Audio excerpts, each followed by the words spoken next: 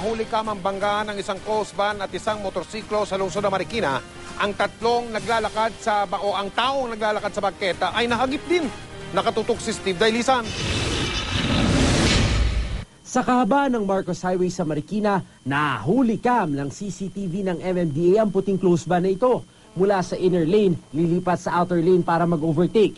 Tila hindi napansin ang humaharurot ng motorsiklo sa gilid at nahagip ito. Pati ang naglalakad na pedestrian sa sidewalk, tinamaan. Tumila po ng rider ng motorsiklo na agad namang nakabangon. Ang pedestrian napahiga sa kalsada. Huminto naman ang close van at pumunta ang driver sa mga biktima. Siyempong may ambulansyang napadaan. Kaya agad inalalay ng pedestrian, nilagyan ng spine board saka isinugod sa ospital. Ligtas naman na raw siya sa peligro. Buti na lang may dumating agad na ambulansya at naresyo siya kaagad. Binigyan siya ng pangunang lunas, nilagyan siya ng neck brace at saka ng nilagyan siya spine board para mabawasan yung kanyang injuries. Sa investigasyon, lumalabas na hindi nakapag-signal ang closed van bago umovertake. Masyado rin daw matulin ang takbo ng motorsiklo. Parang dikit na dikit sila masyado Masyadong dikit siya para tumilapan yung kanyang motor ng ganong kalayo. Walang umiiral na speed limit dito sa Marcos Highway kaya matutulin ang takbo ng mga sasakyan.